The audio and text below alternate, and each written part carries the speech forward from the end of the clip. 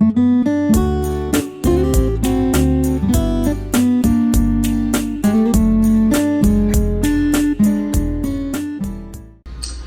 함께 나눌 말씀의 제목은요, 불가능한 기적을 체험하게 한다라는 제목입니다. 여러분, 불가능이라는 의미가 뭘까요? 불가능. 우리는 종종 불가능 그런 얘기를 많이 합니다.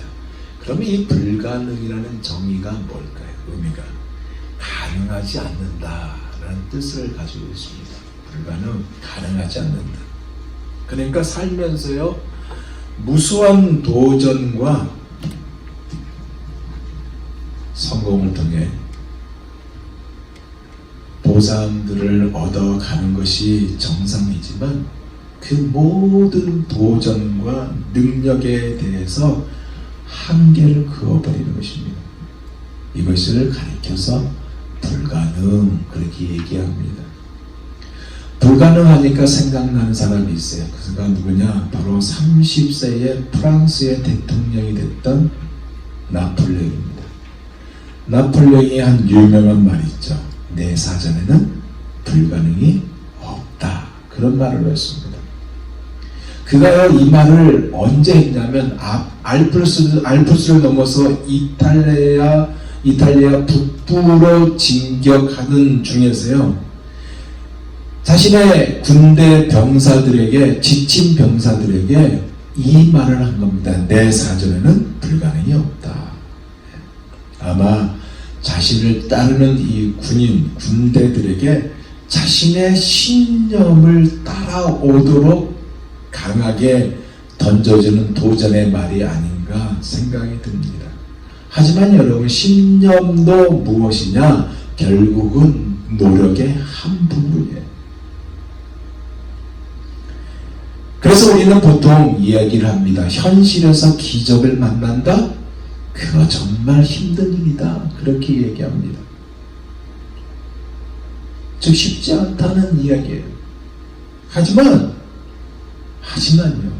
우리는 하나님을 믿는 백성입니다. 불가능을 가능케 하는 기적은 비록 현실이 어렵다 할지라도 도우시고 역사하신 하나님으로 말미암아 기적을 경험하게 됩니다. 왜냐? 우리 하나님은 기적을 이루시는 하나님이기 때문에 그렇습니다. 우리 눈에는 보이지 않아요. 그렇지만 우리 눈에는 보이지 않아도 이 모든 것을 이루어 주시고 역사하신다는 사실입니다. 가나안 입구에 이스라엘 백성들이 도착했어요. 우리가 잘 아는 가데스 바네아 사건. 모세가요, 이스라엘의 12지파 대표 한 사람씩을 다 차출해가지고 가나안 땅을요 40일 동안 정탐시킵니다. 그리고 그들이 돌아와서요, 각자가 본 가나안 땅이 어떠했는지를 이야기합니다. 그런데 우리가 잘 알듯이 여호수아와 갈렙은요 10명과의 다른 대답을 하는 것을 우리가 알 수 있습니다. 여호수아와 갈렙을 제외한 10명의 대표들의 이야기가 이구동성으로 이런 말이었어요. 우리의 모습은 아낙 자손과 비교해 볼 때 메뚜기와 같다. 메뚜기와 같기 때문에 가나안 땅을 정복하는 것은 불가능하다. 무슨 얘기예요? 부정적인 시각, 불가능을 말한 거예요. 하지만 여호수아와 갈렙은 아낙 자손은 비록 큰 사람들이지만 하나님이 우리와 함께 하면 그들은 우리의 밥이 될 수 있다. 불가능은 사실이지만, 불가능은 현실이지만 하나님을 믿는 사람들이 얻는 결과를, 믿음을 가지고 여호수아와 갈렙이 이야기를 한 겁니다. 이 결과 어떻게 됐어요? 이 둘만이 가나안 땅을 밟아요. 하지만 나머지는 자신의 모습과 아낙 자손들만 바라본 그들은요 광야에서 외롭게 쓸쓸한 죽음을 맞이합니다. 차이가 뭐예요? 하나님을 바라보는 자세거든요. 불가능한 기적을 체험하게 한다. 오늘 제목이 뭐예요? 결국은 하나님을 바라보는 자세라는 겁니다. 여러분 살면서 실패를 경험한 자 없다? 없습니다. 다 경험해요. 누구나 다 가죠. 자기가 잘 된 것 같은데 결국은 어떨 때는 실패되어가지고 한 구석에서 눈물을 흘릴 수밖에 없는 것이 우리가 사는 세상입니다. 다윗도요, 시편 6편 2절에서 3절에 보면 이렇게 고백합니다. 여호와여, 내가 수척하였사오니 긍휼히 여겨 주옵소서. 여호와 하나님, 내가 지금 지쳤습니다. 내 얼굴 몰고 보세요. 하나님, 내가 지쳤어요. 그 얘기예요. 여호와여, 나의 뼈가 떨리오니 나를 고치소서. 내 몸이 망가졌어요. 그래서 내 몸이 망가져서 오장육부가 지금 많이 상했습니다. 그 얘기입니다. 나의 영혼도 심히 떨리나이다. 내가 가졌던 믿음 자체도 흔들립니다. 그 다음에 다윗이 이렇게 말해요. 여호와여, 어느 때까지나이까? 언제 내가 회복되겠습니까? 즉 자기가 실패하고 좌절하고 낭망한 그 가운데 하나님 앞에 부르짖고 있는 거예요. 그렇게 고백하고 있어요. 그가 하나님을 안 믿는 자였을까요? 하나님 잘 믿은 자예요. 하나님 마음에 합한 자였잖아요.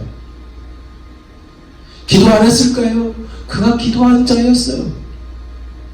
근데 실패의 아픔이 그를 사로잡았다는 겁니다. 하지만 중요한 것은 뭐냐? 하나님을 믿는 자는 7번 넘어질지라도 다시 일어날 수 있다는 것입니다. 이게 차이예요. 세상 사람들과 하나님 믿는 사람 차이가 뭔지 아세요? 세상 사람들은 그냥 넘어지면 환경 탓하고요, 자기 상황 탓하고요, 그럽니다. 그러나 믿는 사람은 넘어지죠? 다시 위를 바라보며 7번 넘어졌지만 다시 일어나는 거예요. 오늘 본문이 이것을 말하고 있어요. 아니, 오늘 본문은 오병이어 사건인데 왜 이야기와 관련이 되고 있을까요? 오늘 본문 우리가 많이 들었고 알고 있는 말씀이에요. 떡 5덩어리와 물고기 2마리. 이거로 5,000명을 먹이신 사건입니다. 눈 감고도 아마 어릴 때부터 아니면 모태 신앙을 가진 사람은 수십 번, 수백 번 들었을 겁니다. 근데 이 내용의 말씀은요, 이 마태복음만 기록되어 있는 것이 아니라 사복음서에 다 기록되어 있어요. 사복음서에 다 기록되어 있다는 것은 그만큼 중요하다는 말씀이에요. 또 하나는 뭐냐면 중요하다 보니까 어떨 때는 이 본문에서 전달하고자 하는 영적인 핵심을 놓치기 쉬운 경향도 생겨요. 그래서 제자들이 이 뜻을, 이 사건의 영적인 의미를 몰라가지고 이해하지 못해서 마태복음 16장 9절에 보면요, 예수님께 꾸짖음을 드려요. 어떻게 듣는지 아세요? 이렇게 들어요. 너희가 아직도 깨닫지 못하느냐? 떡 5개로 5,000명을 먹이고 죽은 것이 몇 바구니며 하면서 주님께 야단을 먹는 장면을 우리가 볼 수 있습니다. 그러면 여러분, 오늘 이 본문이 왜 중요할까요? 단순히 배고픈 사람들을요, 초자연적인 방법으로 먹인 사건 때문에 중요할까요? 이것보다는 이 표적이 주는 영적인 의미가 있기 때문에 그렇습니다. 먼저 확실한 증거는 이렇게 역사된, 이 표적된 이 기적은 그냥 말로만, 아니면 그림의 떡이 아니라 거기 자리에 함께한 자들이 실제로 직접 먹었다는 것입니다. 그리고 또 하나, 본문을 보면 주님이 지친 몸이고 마음이 상한 마음이고, 나중에 얘기하겠지만 지금 사촌된 세례 요한이 죽었잖아요. 죽었다는 소식 때문에 예수님이 쉬고자 생각하고자 한적한 곳을 찾아간 것이거든요. 배를 타고 찾아간 건데 예수님이 떠났다는 소식을 듣고 수많은 사람들이 걸어서는 뭐든 예수님보다 먼저 도착해서 기다리고 있었던 거예요. 그러면서 생겨난 일이거든요. 그들을 보고 그 지친 모습을 보고 예수님이 왕짜증 냈냐? 그게 아니었다는 것입니다.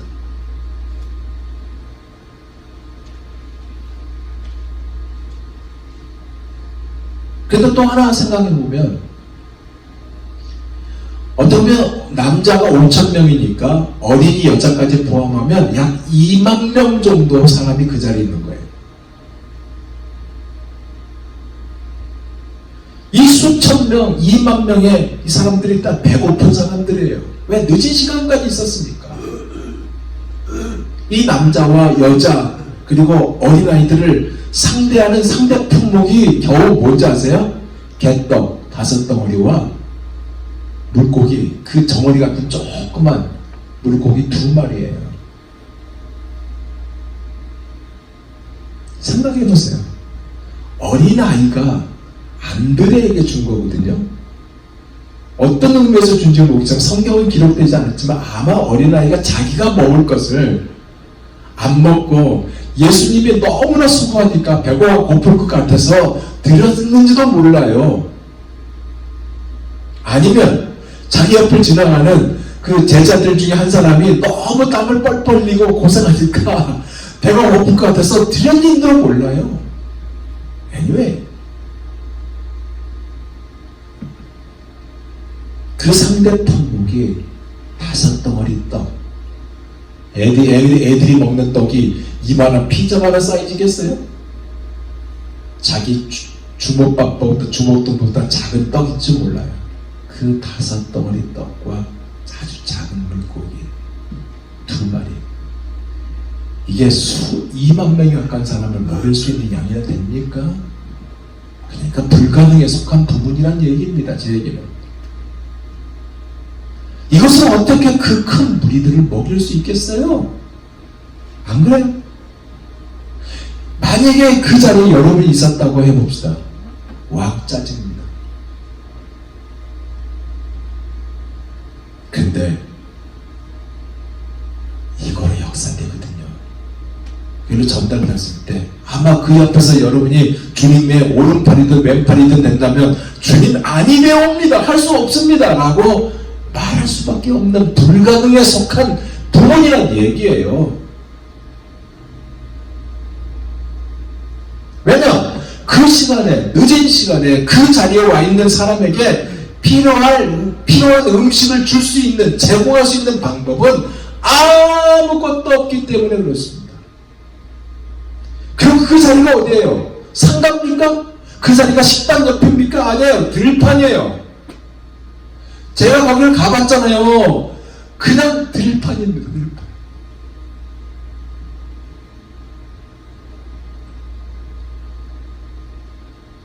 아까도 말했지만 예수님의 상황이 어떤 상황이에요?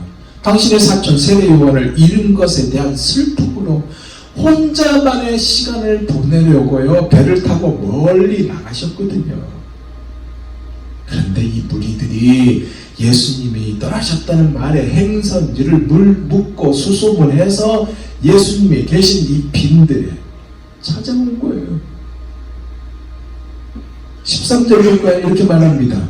예수께서 들으시고 배를 타고 떠나서 따로 빈들에 가시니 무리가 듣고 여러 고을로부터 걸어서 따라간지라. 도시에서 떼를 지어 몰려왔다는 얘기입니다. 예수님이 배에서 딱 내렸는데 약 이미 2만 명에 달하는 사람들이 거기에 딱 있는 거예요. 혼자 있고 싶었는데 와 있는 거예요.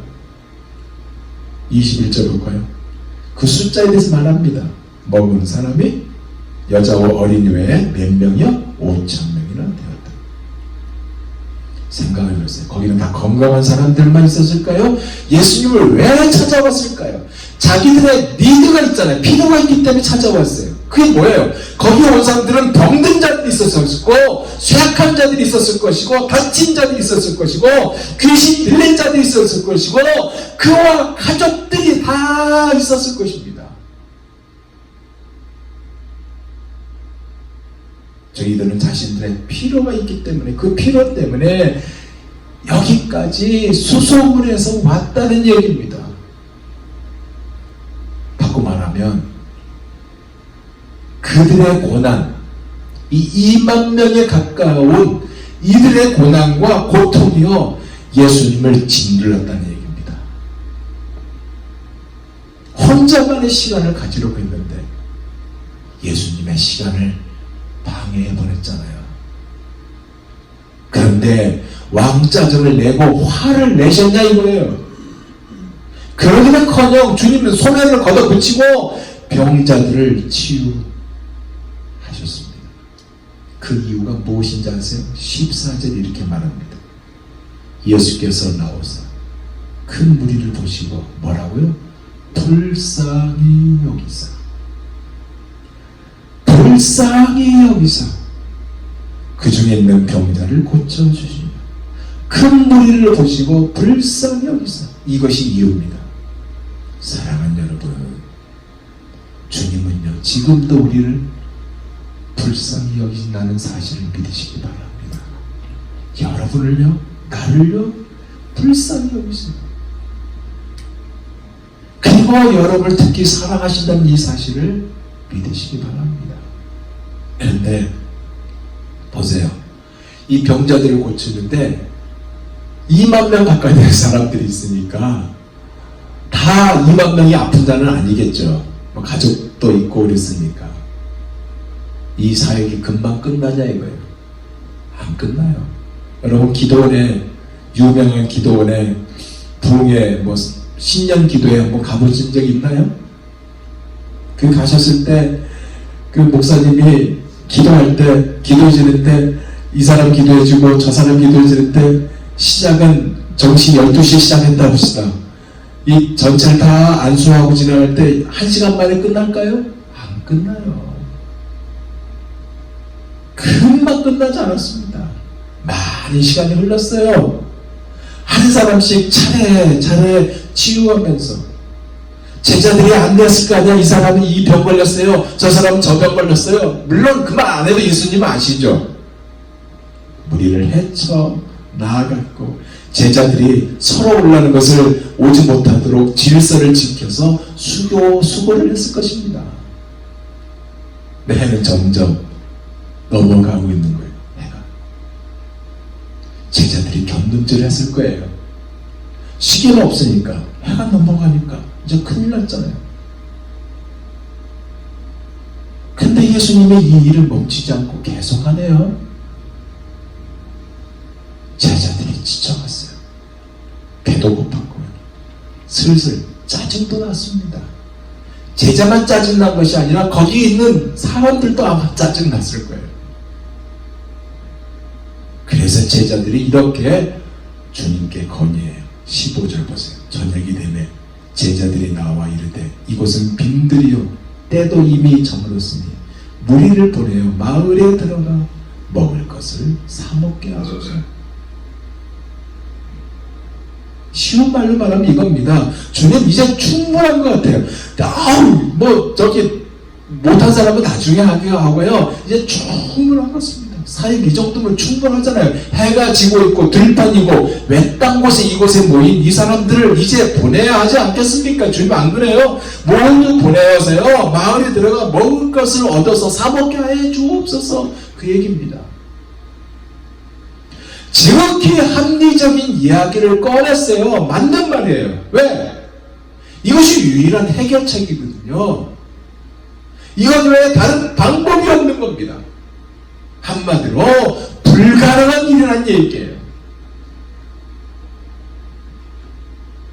그런데 예수님은 이 불가능한 일을 어떻게 제자들에게 요구하고 있습니까?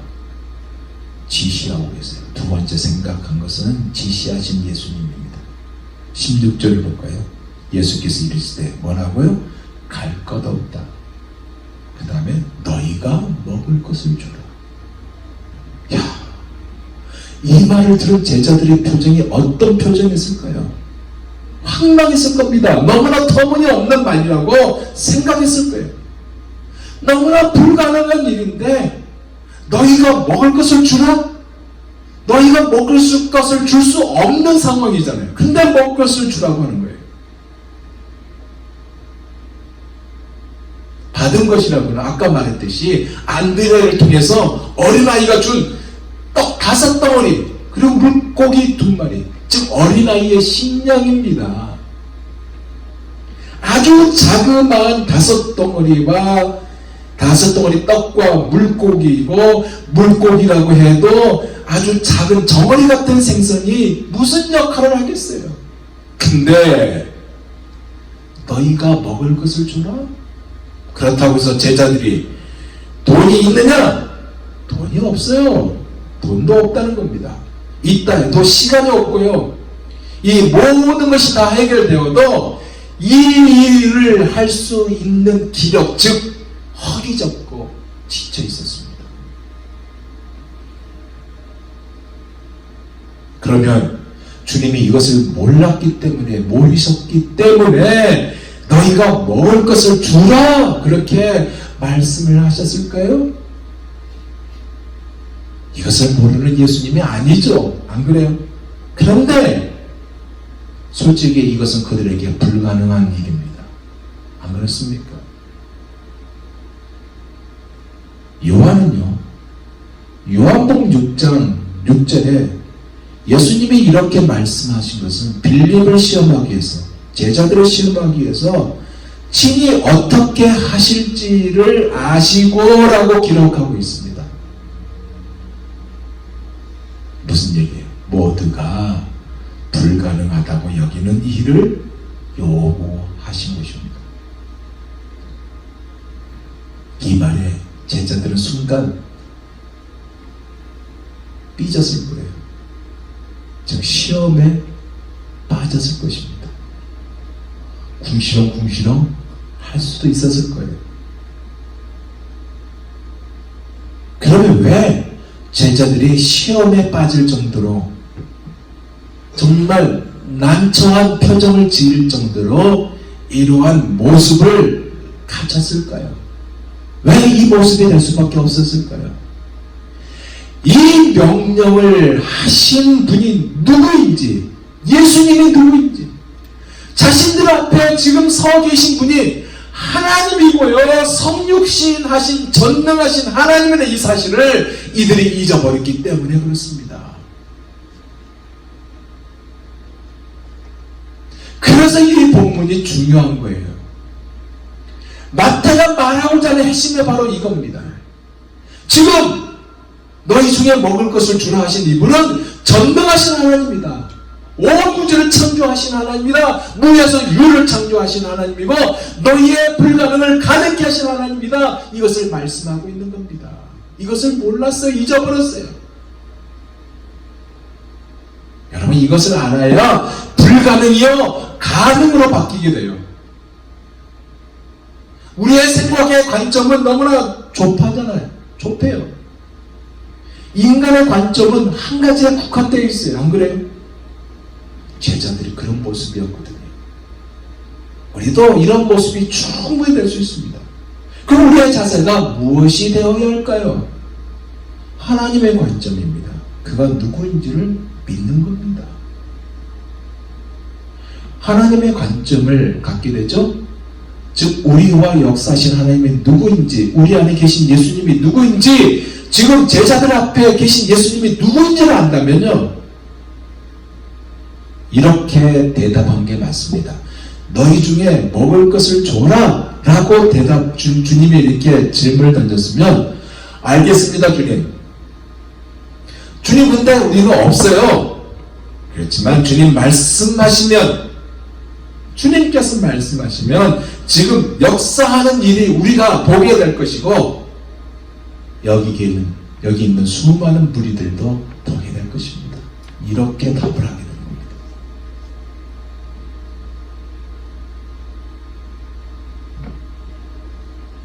주님이 누구인지 안다면요, 예수님이 누구인지 안다면 에레미야서 32장 27절의 말씀대로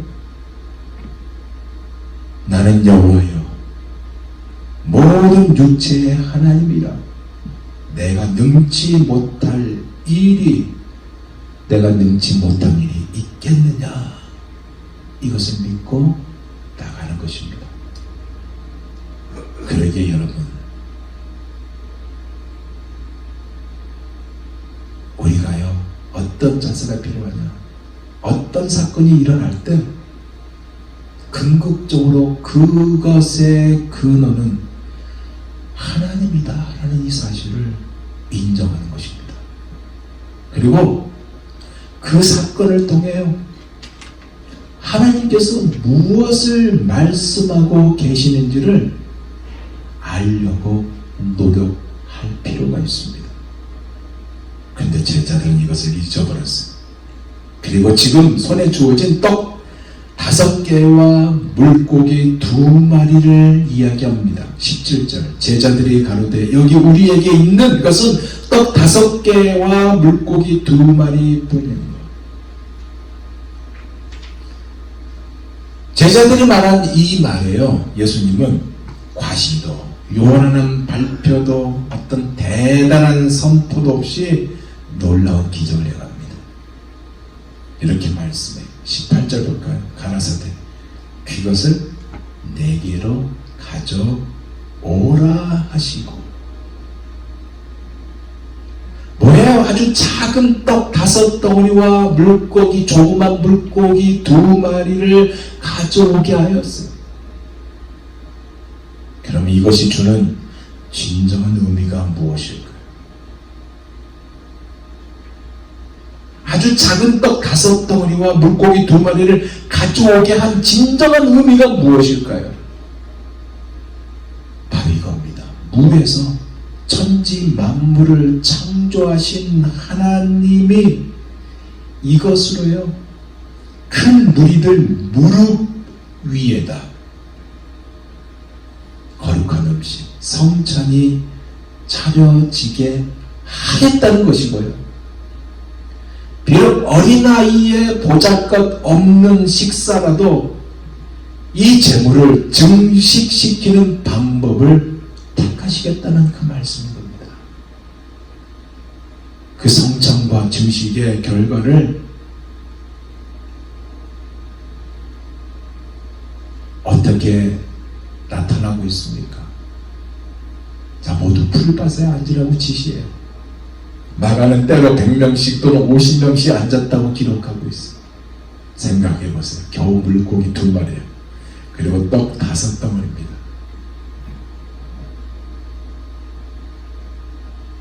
그렇게 앉았어요. 여기 중요한 것이 있습니다. 뭘까요? 모두 풀밭에 앉으라고 한 그분이 누구냐는 겁니다. 그분이 누구예요? 그분이 여러분에게 어떤 분입니까? 그분이 19절 보니까 이 일을 하십니다. 무리를 명하여 잔디 위에 앉으시고 떡 5개와 물고기 2마리를 가지사 하늘을 우러러 축사하시고 떡을 떼어 제자들에게 주시매 제자들이 무리에게 주니 하늘을 바라보면서 음식을 축사하시고 떡을 떼셨어요. 비록 무리들이 바로 그 떡을 가지고 축사할 때 자기들끼리 먹으려고 그러나 그런 생각을 할 수 있겠지만 떡과 물고기를 떼신 뒤에 그 조각을 제자들에게 나눠줍니다. 그런데 제일 가까운 사람에게부터 나눠줬겠죠. 이것이요 예수님에 나오는 이 떡과 물고기가 결국 뭐예요? 물결을 치듯이 연이요 군중들에게 흘러갑니다. 그림이 그려지죠. 계속 흘러가요. 결과가 어떻게 됐습니까? 마지막 3번째로 남아 돌만큼 넉넉했습니다. 20절 볼까요?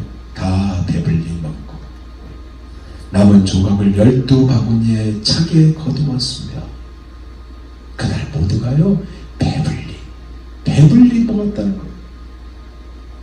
21절의 마태는 5,000명은 남자만 포함한 숫자라고 굳이 지적하고 있어요. 그리고 남자들 외에 여자와 아이들도 먹었다고 하고 있어요. 21절 보세요. 먹은 사람은 여자와 아이 외에 5,000명이나 되었다.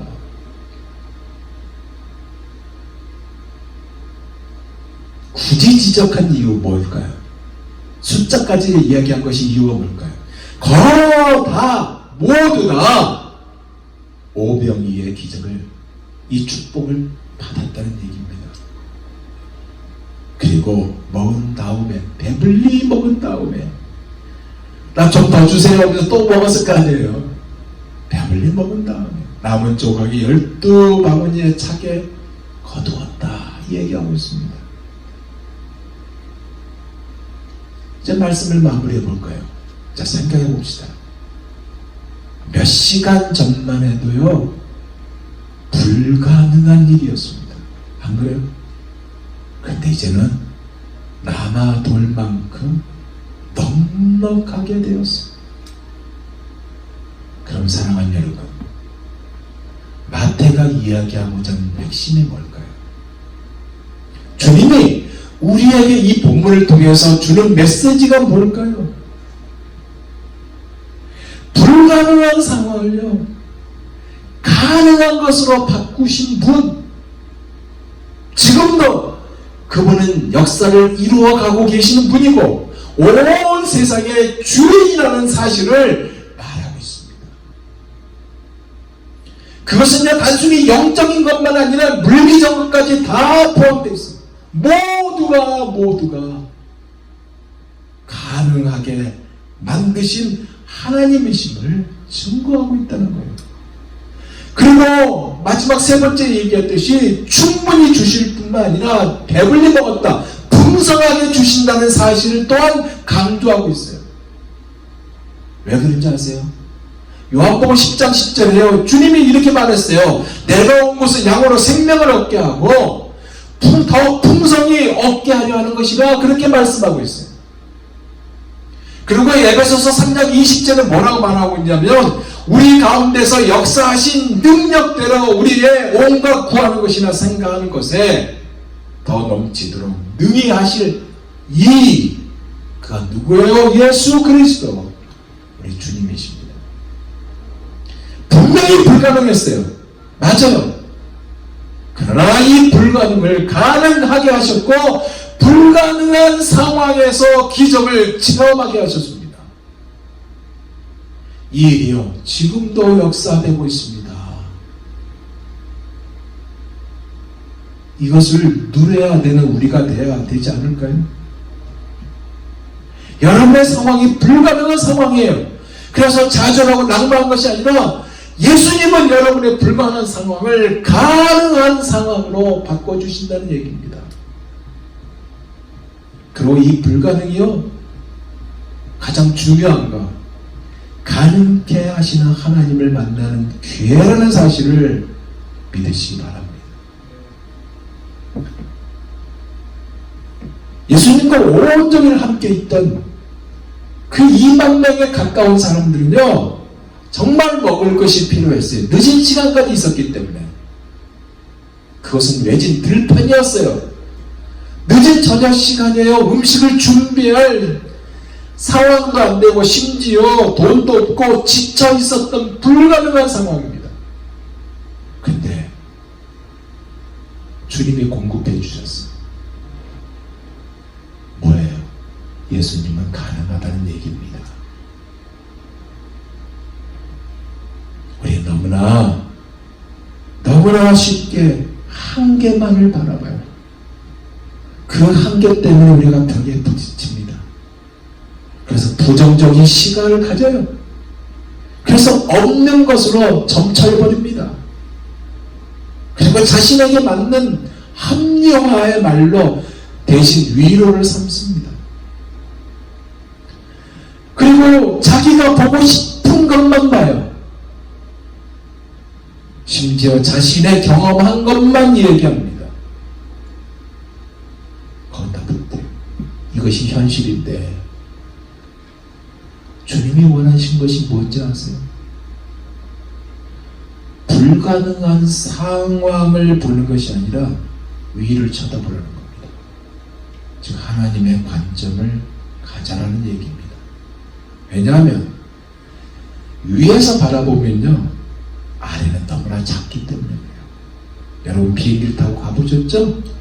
비행기 타고 갈 때 창문의 문을 확 열어보면 높이 떠 있으니까 아래에 있는 집과 뭐 학교, 밭, 뭐 산들 모두 다 작게 보입니다. 안 그래요? 즉 예수님 안에 있으면 그렇게 커 보여도 그렇게 중요하게 여기는 것들도요 모두 작아 보입니다.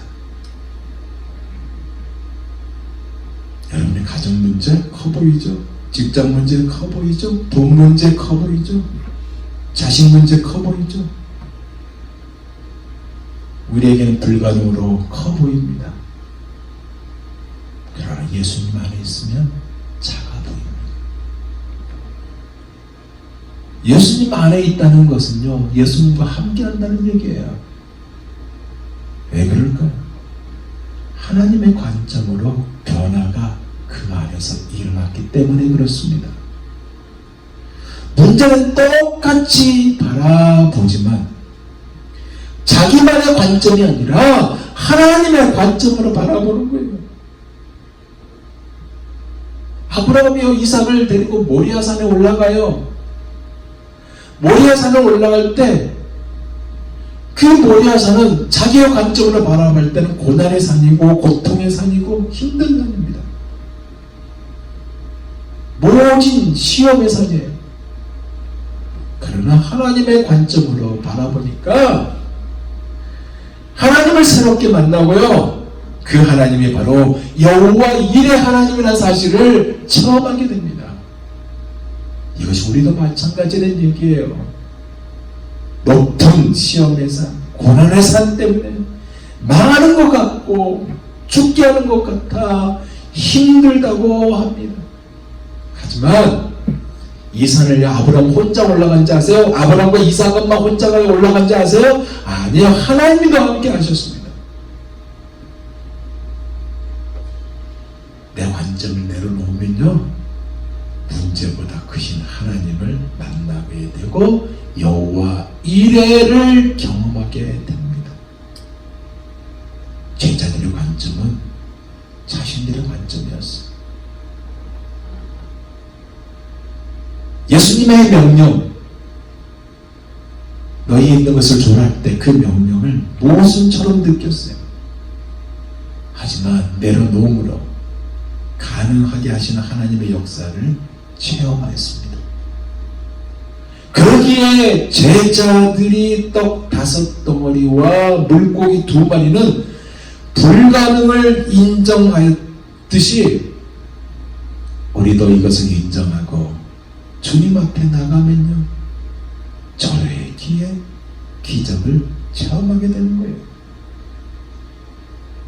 중요한 것은 주님은 여러분의 필요를 알고 계시고요 여러분의 무엇이 절실한지도 아시고 계시고요 언제 필요한지도 아시고 계십니다. 만약 없는다랍니다. 주님에게는. 그러기에 사랑하는 여러분, 언제까지 여러분의 제한된 관점을 여러분 안에 묶어두시겠습니까? 난 여호와여 모든 육체의 하나님이라 내게 할 수 없는 일이 있겠느냐라고 물으신 주님의 말씀이 여러분 가슴을 치기를 원합니다. 주님에게는요, 예수님에게는 상황이 아니라 그가 할 수 없는 일이 전혀 없다는 거예요. 여러분의 불가능을요 가능하게 하시는 하나님의 능력의 하나님, 전능하신 하나님이 바로 우리 주님이십니다. 그래서 이 찬양이 있잖아요. 예수 산을 옮기시는 내 주는 능력의 주 그는 구원의 주, 영원한 구원의 창조자, 사망을 이기시고 예수 부활했네. 아멘. 그분이 누구요? 예수 그리스도, 내 영혼의 구세주, 여러분의 하나님, 우리 주님이십니다. 여러분의 불가능을 기적으로 이끄시는 하나님입니다. 그분과 이번 한 주간 동행할 수 있는 여러분 모두가 다 되시기를 예수 그리스도 이름으로 축원드립니다. 기도하겠습니다.